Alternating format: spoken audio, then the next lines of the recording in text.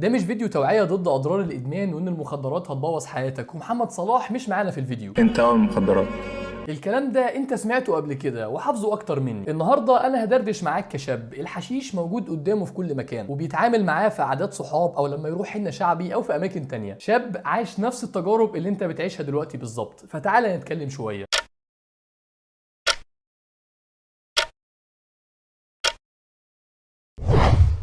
السلام عليكم، انا مصطفى وائل، ومبدئيا انا مش هكدب عليك واقول لك اني كنت مدمن زمان وبحشش يوميا زيك عشان خاطر تكمل فرجه على الفيديو. انا هقول لك الحقيقه، وهي اني الحمد لله ما شربتش اي نوع من المخدرات قبل كده، ولكن قعدت في قعدات كتير فيها مخدرات، كان عندي اصحاب كتير بيشربوا بانتظام، ومريت بموقف ان حد يعزم عليك ويصر انك تقعد وتشرب معاه سواء في حنه شعبي او في قعده مرات كتير ما تتعدش، اللي هي المواقف اللي انت كشاب سنك من 15 ل 30 سنه بتمر بيها ومش بتبقى عارف المفروض تعمل ايه. انا شخص بيحب التجارب وبحب اجرب اي حاجه، وجربت حاجات كتير منها الصح ومنها الغلط، عشان كده كان دايما في حته في عقلي بتقول لي يا عم جرب. طب ما تجرب يا اخي. يا عم هتخسر ايه؟ انت غرمان حاجه؟ يا عم دي مره عشان ما يبقاش فاتك حاجه. انت عندك حاجه تخسرها؟ والتفكير ده كان دايما يجي لي وانا قاعد مع حد بيشرب، او وانا حاضر حنه ونازل قدامي طبق ترمس، وينك وينك، او في اي وقت انا شايف الحشيش فيه قدامي متاح وسهل. وخلي بالك انا كلامي النهارده هيبقى كله عن الحشيش، مش عن البانجو ومش عن الهيروين، مش عن اي حاجه بتتضرب، لان المواد دي غالبا محتاجه مساعده متخصص. انا بتكلم عن الحشيش اللي فيه عدد كبير من صحابك والناس اللي تعرفهم بيشربوه بشكل منتظم، الحشيش اللي بيقولوا لك عليه انا بشربه تفاريحي ولو عايز ابطل هبطل. في مقوله مشهوره بيقولها اي حد شرب سيجاره حشيش في حياته، وهي ان الحشيش مش ادمان، واني ممكن اشرب تفاريحي وابطل وقت ما احب. وانا مش هقول لك ده مش موجود، الحقيقه هي ان في ناس تقدر فعلا تشرب سيجاره حشيش واحده لما يتعزم عليها، وبعد السيجاره ما تخلص ما يفكروش يشربوا تاني. بس هل ده الاصل ولا حاله شاذه؟ هل ده اللي بيحصل مع اغلب الناس ولا اول تجربه بتجرك ليه؟ Smoke weed every day. لو قلت لك ان السجاير العاديه الكليوباترا والال ام مش ادمان، تقدر تشرب وتبطل وقت ما انت تحب، مش هتصدقني، مع ان في ناس بتشرب في المناسبات بس او لما يتعزم عليها بسيجاره. وانا شخصيا واحد من صحابي المقربين كان كده، كنت بشوفه لما حد يعزم عليه بسجاره او تتحط قدامه سجاره ممكن يشربها وبعد كده ما يفكرش في الموضوع بالشهور، ممكن يشرب علبه كامله النهارده وبعد كده ما يحسش اساسا انه عايز يشرب. كان عنده القدره دي. بس هل دي القاعده اللي المفروض نقيس عليها كل الناس؟ الاجابه لا.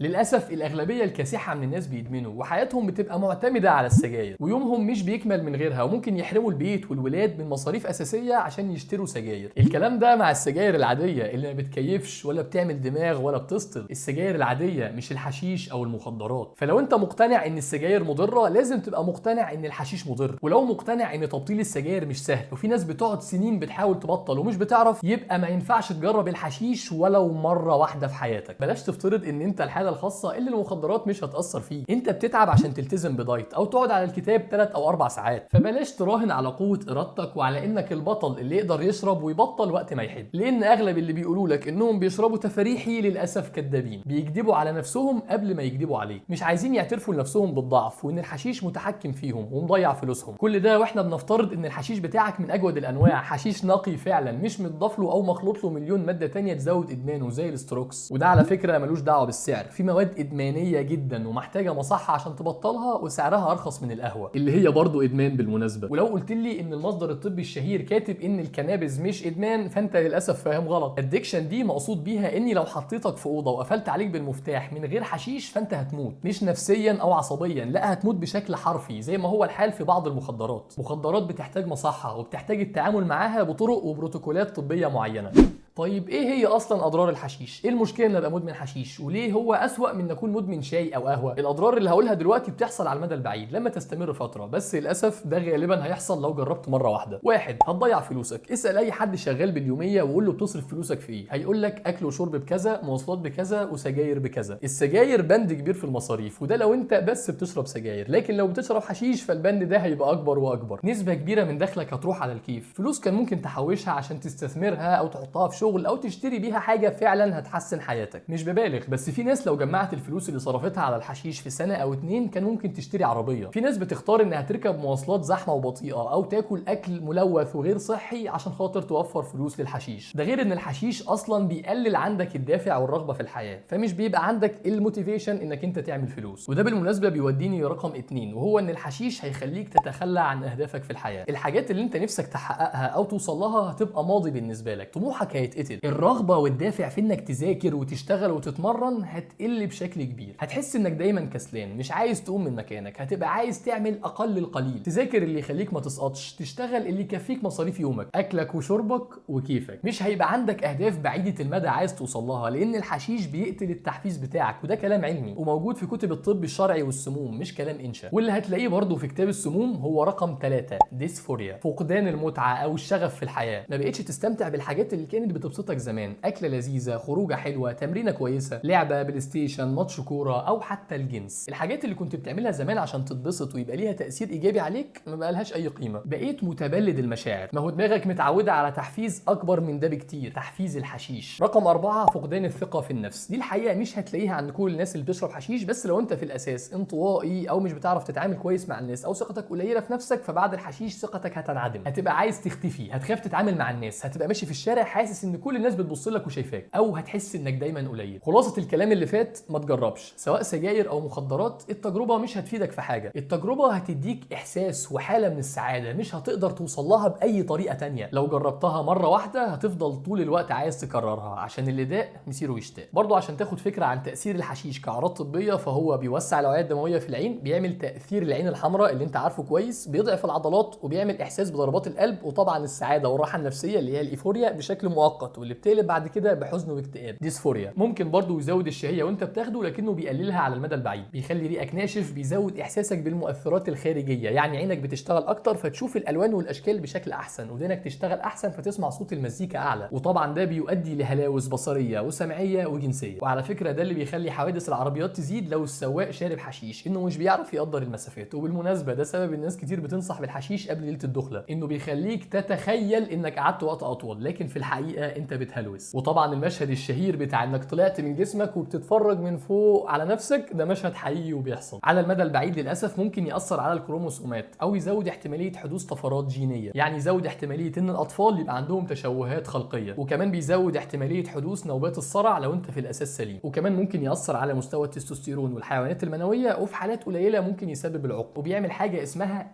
موتيفيشنال سيندروم، يعني فقدان الشغف في كل حاجه، في الصحاب، في المدرسه، في الشغل، في العلاقات، فقدان الشغف في الحياه. ياه، مين كان يقول ان هفتح كتاب الشرع والسموم بعد السنين دي كلها؟ مش هنتكلم عن التركيب الكيميائي للحشيش والدلتا 9 تترا هيدروكانيبول، ده مش هيفرق معاك دلوقتي، ولان الحشيش اللي قدامك غالبا مضروب مش حشيش نقي، يعني ما فيهوش الكلام اللي بتقراه في الابحاث العلميه انه ممكن يعالج القيء ويحسن ضغط العين والكلام الطبي ده. انت غالبا هتاخد الاضرار السلبيه وضعف المناعه من غير اي استفاده.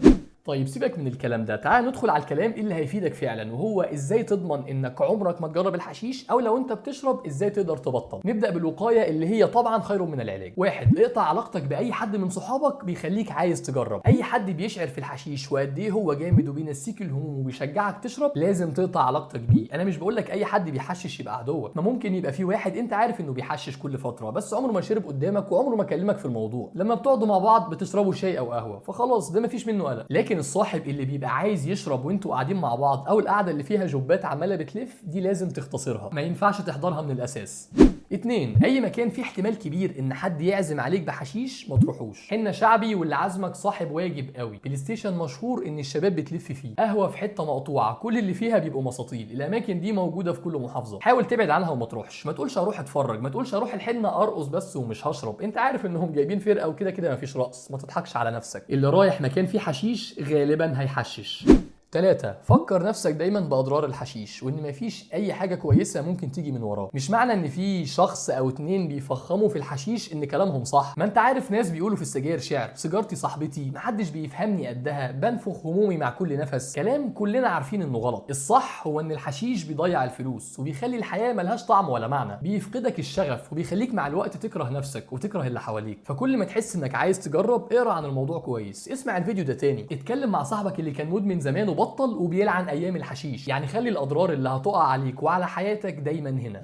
طب لو الفاس وقعت في الراس وخلاص اتجريت وبقيت تشرب 3 أو 4 مرات كل اسبوع، كده انت انتقلت من مرحله الوقايه لمرحله العلاج، وهنا الموضوع ممكن يبقى اصعب لكنه ان شاء الله مش شديد الصعوبه. واحد، الافضل طبعا انك تطلب مساعده متخصص سواء كان طبيب نفسي او في مصر صندوق مكافحه وعلاج الادمان والتعاطي، هيحطوا لك خطه متكامله وفرص النجاح هتبقى اعلى بكتير من لو اشتغلت لوحدك. اتنين، لو ناوي تشتغل لوحدك فلازم ما تبقاش لوحدك خالص، لازم يكون في حد جنبك بيساعدك، حد من افراد عيلتك او عيلتك كلها، حد من صحابك او شله صحابك كلهم، حد تعرفه كويس وهو كمان عايز يبطل. لازم يبقى في حد موجود تتكلم معاه لما تحس انك عايز تشرب وانك خلاص هتستسلم وانك مش قادر تقاوم، حد موجود يقعد معاك ويمنعك انك تشرب في لحظات الضعف اللي اكيد هتيجي. 3، لازم تقطع علاقتك تماما باي اشخاص او اماكن متعلقين في دماغك بالحشيش. مش بس تقطع علاقتك بالديلر اللي كنت بتجيب منه، لا، اي صديق شربت معاه مره واحده قبل كده لازم تقطع علاقتك بيه. اي مكان شربت فيه قبل كده حتى لو قهوه عاديه الناس بتقعد عليها تشرب شاي وقهوه، عايز اقول لك الشوارع اللي فيها دولاب او مكان انت عارف ان فيه حشيش ما تمشيش فيه اصلا، ادخل من شارع تاني. دي خطوه اساسيه ولازم تعملها. 4، لازم تلاقي متعه تانيه في حياتك غير الحشيش. الفتره دي هي الفتره اللي محتاج فيها تسافر كتير، تخرج مع صحابك، تجرب لعبه جديده، تجرب اكلات لذيذه، يعني دي فتره تخفيف الحمل النفسي في اي حاجه تانيه في الدنيا سواء كان شغل او دراسه. ريح شويه وقلل الضغط عليك عشان ما تضعفش وترجع للشرب. 5، حدد لنفسك الاسباب اللي عايز تبطل عشانها. ما هو لو انت اصلا مبسوط مع الحشيش وحياتك كده كويسه ومش حاسس ان في ضرر يبقى اكيد مش هتبطل عشان مصطفى بيقول لك بطل. لازم انت من جواك تبقى مقتنع انك عايز تبطل وعندك سبب واثنين وثلاثه عايز تبطل عشانهم. امسك في الاسباب دي واكتبهم في ورقه، حطهم على المكتب، علقهم في الاوضه، خلي الاسباب دي قدامك طول الوقت عشان تفضل فاكرها وما تضعفش. 6، اعتبر التبطيل فرصه لاعاده هيكله حياتك. انت مش عايز تبطل يوم او يومين، انت عايز تبطل خالص، عشان كده لازم تعالج الاسباب اللي خلتك اساسا تروح للحشيش، اللي خلتك تشرب يوم ورا التاني. مش هنستفيد في الجزء ده عشان مش موضوع الفيديو، بس هتلاقي على القناه فيديوهات كتير جدا هتساعدك في ده، سواء على قناه راجل مشمان او على القناه الثانيه الخاصه بالانتاجيه وتنظيم الوقت، هسيب لك اللينك بتاعها تحت في الوصف. 7 واهم نقطه، وهي انك لو وقعت في مره او انتكست ما تقولش خلاص انا خسرت، ما تقولش خربانه خربانه وترجع تشرب تاني. مفيش حد بيبطل حاجه من غير ما ينتكس مره واتنين، حتى اللي بيعمل دايت، ما بالك بحاجه صعبه شويه زي الحشيش. فلو وقعت قوم تاني وكمل وان شاء الله هتوصل.